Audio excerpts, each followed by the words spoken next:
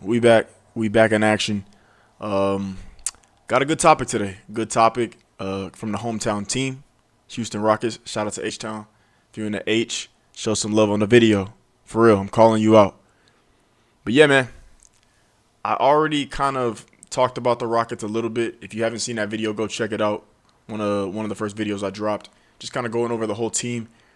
And in that video, I made sure to emphasize a key point, and that point is starting to be proven if you've been watching the preseason, and if you like the NBA, why have you not been watching the preseason? I mean, this is like the appetizer. You know what I'm saying? This is the appetizer that's gonna get us into the full course meal. You know what I'm saying? A week away, we almost there. But anyway, y'all see the title, man. It's not glazing. It's not. Hey, for real, it's not. All right? It's not. Because we're going to get into some stuff here. Obviously, we're talking about the boy, Reed Sheppard. I got to come up with a nickname for my guy. But Reed Sheppard, third overall pick to the Houston Rockets. There's an argument. We'll get into that. But we're going to be talking about Reed today, man. Just kind of what's been going on in the preseason. Where can I see his rookie campaign kind of going. And, some of his strengths, some of his weaknesses, and how he's going to fit in with the squad. So, getting into it, right, the number one thing that I see with Reed Sheppard, right, is that he, obviously 6'3", he's more like 6'2", honestly, but 180 pounds, obviously on the smaller side, right? And even then, we obviously have Fred as our starting PG right now, so he's playing more of an off-guard role. This past preseason game against, who did they play? The Pelicans.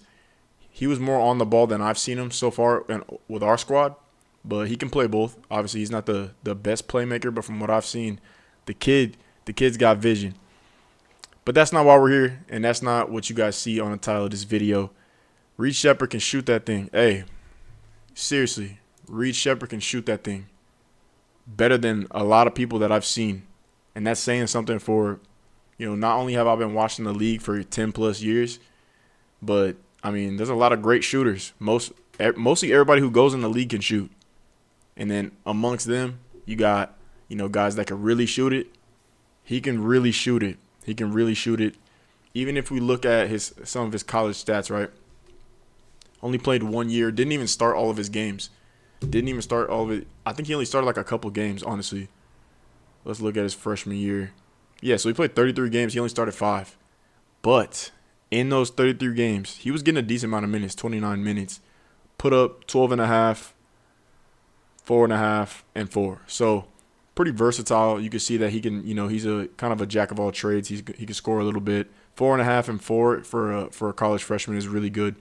Showed some versatility there. But we go to the percentages.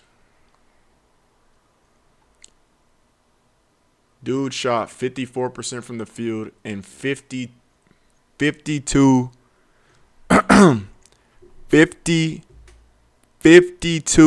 from three. 52% from three on 4.4 attempts. So we knew he could shoot that thing. I mean, coming in, that's why he was drafted. And a lot of people are starting to see with these past couple of games in the preseason. Even some people were saying before the preseason that, hey, Reed could have went number 1 and the Rockets might have got a steal. And a lot of people were saying that the Rockets should have traded this pick because they have so much young talent and they have so many guards in the backcourt. I mean, you got guys like Fred right now. I know he's going to be off the books next year, but you still got him for this season. You got Jalen Green, who you're trying to, develop. You've got other pieces. I'm blanking right now, but you got guys that need minutes, right? Guys that need minutes. And Reed Sheppard coming in, I mean, there just wasn't too much, space for him to really, become who he is. But if he keeps playing how he's playing this preseason, I mean, someone's going to have to get out the way. Someone's got to get out the way because you got a bunch of young stars that need shots. Like I said, Jalen Green needs shots. Jabari Smith Jr. needs shots. Cam Whitmore needs shots. Amin Thompson, that's why I blanked on, who I don't even know if they're going to have him playing on the ball. He might be more of like a Iguodala, like small forward this year. But I digress. So, yeah, so the way Reed's been playing, I mean, in my opinion, he looks like the best player in the draft. I know we're, super fresh into the start of not even the season yet, but I mean with the versatility he's showing, the confidence, and his not only can he shoot off the ball and, make open shots, but I mean, if you've been watching, and we're going to look at a clip here in a second, I mean, coming off screens, on the move, pull-ups, I mean, off-ball screens, coming off pin downs, he can shoot from every level for any type of way, off the dribble, catch and shoot. He's got that. So this game was just today, right, where he played against the Pelicans. He ended with 9 points. He had 9 points in the first half. He started off 4 for 4. Everybody was hyping him up because he was hitting some crazy shots. He ended up struggling later in the game. But obviously no one cares about the preseason stats. It's not really about the stats. Keep in mind, this is his first couple games as a professional. He's only 20 years old. It's not really about that. It's more so what I'm looking at is how is he getting those shots and how is he looking against, premier NBA defenders. And the Pelicans played pretty much everybody besides Zion. So Ingram's out there. Herb Jones is out there. DeJounte Murray's out there. All these guys are out there. And he's cooking. He's cooking. I believe they picked up Javonte Green. I don't even know if he was on the squad last year, but I know he was out there this year. Cooking them. I mean, off the dribble threes, reading the passing lanes, getting steals. Let's see if we can pull this clip up here. They got an ad playing for me. But, I mean, the defense is what a lot of people are worried about. And honestly, what I will say is with him being so small, I can see why you would think that. But we have a guard on our team right now that proves that, I mean, if you have the IQ and you have the ability to understand and read the game, you're not going to be a liability on that side of the floor. Fred VanVleet is who I'm talking about. Nobody looks at Fred VanVleet like, oh, that's cake. That's an easy bucket. I mean, maybe if you're 6'8", but at that point, that's just a mismatch, and you can say that about a lot of players in the league. I'm talking about matched up guard to guard. Nobody looks at Fred VanVleet like food. And I think that from what I've seen from Reed, I think he can be the same way. Honestly, I think he can be the same way. So if we look at this play from tonight, hopefully you guys can hear this. If you look at this play from tonight, slow this down a little bit. So you guys can see, I mean, they got the squad out here. So you got CJ in the corner. Let's look at this lineup that they got out here right now. So you got Steven Adams, who impressed me in some of his minutes tonight as well. I believe that is Tari. So you got Tari on the left wing. That's Jeff Green. That might be Uncle Jeff. We got Cam out here, been playing well. And then we got Jabari. And we got Reed, right? So what they try to do, I know it's not going to show enough of the clip. And I believe this is Ingram taking the shot here. So what they tried to do here is you can already see from the beginning that they're trying to put Reed in screen action here. They're trying to put Reed in screen action just to, get him involved as much as possible on the defensive end because they see him as the weakest defender on the court right now. Also, he's a rookie, so they're like, hey, come here. Like, I need that. You know what I mean? So they're trying to put him in screen action. Reed plays over. Can't get the shot off. Has to redirect. Gives it back to Jose. Did y'all see that? I know y'all can't see all of it because I'm kind of blocking it. But what I'm saying is you can see on this play right here. Look at Reed. He's reading this. And look how he makes this little jump. I know you can barely see. You'll see in a second. That little hesitation right there. Right? Playing him tight. And Ingram's pissed, right? Ingram's like, yo, I cannot get a shot off on this dude. I'm just going to post him up. I'm going to post him up because I'm about to – this is just like a ego – this is an ego play from Ingram right here. Ego, like, yo, I'm about to just get a bucket. They're trying to force it so bad. They're trying to force Ingram the ball so bad because they want to attack Reed. They want to attack him. They want to attack him because they're sleeping on him. But this is what happens – when you're dealing with, even though he is undersized for today's NBA. I remember when you could be a 6'2", 6'3" guard. You can't anymore. You know what I mean? But undersized. But right here. Jumps this. Give me that. Y'all didn't think I could get up? Come on, man. Honestly, I didn't think he was going to get up. He said Reed seems like the kind of guy that's Reed seems like the kind of guy that, try to just keep it, fundamental, just lay it up really quick. But yeah, I mean, I know that's just one play, but if you were watching the games, I mean, from what I've seen in the past few games that Reed has played, I don't think he's going to be a liability on that side of the floor. I think he's going to, prove that he can hang. And for me, like I said, I think he's the best rookie so far. Is he going to win Rookie of the Year?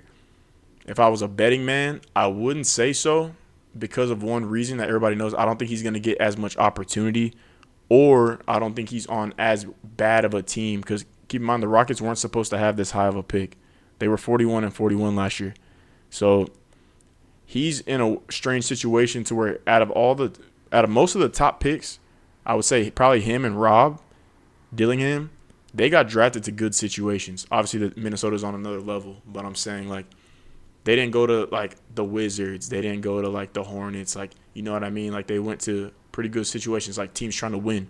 So will Reed get the most minutes to win the award? I don't know, but from the way he's playing, I know we're paying Fred a bag, and shout out to Fred. No hate against Fred. But, I mean, if Reed is hooping like this off the bench, I'm all for starting Reed. Week 1. Fred, we can have a $40 million six-man. I don't care. All right? Now, this dude Reed, compared to, and kind of going on what I was saying in the title, is Reed is a product of Stephen Curry. I know like the whole league is kind of a product of Stephen Curry. He changed the league back in 2014, 2015, back when he started, showing that you can win and you can dominate this league by changing y'all's play style and playing from outside in, starting from the outside, going in. And you look at a young kid like Reed, 20 years old, 15 years, 16 years younger than Stephen Curry. Obviously grew up watching Stephen Curry. Not sure if he looked up to him or not sure. I haven't heard him say like, oh, he loves Stephen Curry. But he was watching him, right? He was watching him. He was probably in middle school when Steph was really coming into his prime. So he obviously grew up watching him. And from what I've seen coming into the league and just the fluidity and the ease and the play style of how he's getting his shots off, Reed is the closest thing I've seen to Steph in terms of shooting ability. I'm not saying he has like the ball handling, and I'm not saying he has, everything else that Steph is as a player. But in terms of shooting, how he can shoot the rock from every level, I mean, you could say guys like Trey, I guess Trey, but Trey is more of a multifaceted, like he's a big part of Trey's game is passing the ball, Whereas Reed his calling card is shooting the ball. Stephen Curry's calling card is shooting the ball. So I see a little bit more similarity there. Don't think he can win Rookie of the Year. He could if he can snag that starting spot. But I want to know what you guys think about my boy Reed. Not too much. Rockets fans, are y'all cool with having Fred, $40 million man, off the bench? I sure am. I'm not. You're not gonna hear me complaining, man. This dude Reed, he's showing me he's the truth. I'm excited to see what he's going to do his rookie year. And shout out to the other rookies. I'm not saying he's blowing them out the water. Some of the other rookies have been playing well as well. I know that Alex Sarr had a good game, and he's obviously going to have the most opportunity. He's probably the favorite to win the award just because I believe he's going to be a starter from day one, and he's on probably one of the worst teams I've ever seen. Shout out to the Wizards, though. But you guys let me know what you guys think in the comment section down below. 1 week away. Got to start pushing out this content. Got to start pushing it out for you guys. But like I said, shout out to Houston. Shout out to my Rockets fans. Shout out to Reed Sheppard. And y'all let me know what y'all think about this rookie class, especially Reed Sheppard, in the comment section down below. I appreciate all y'all. Y'all be safe. Tommy Uno out. Peace. Peace out.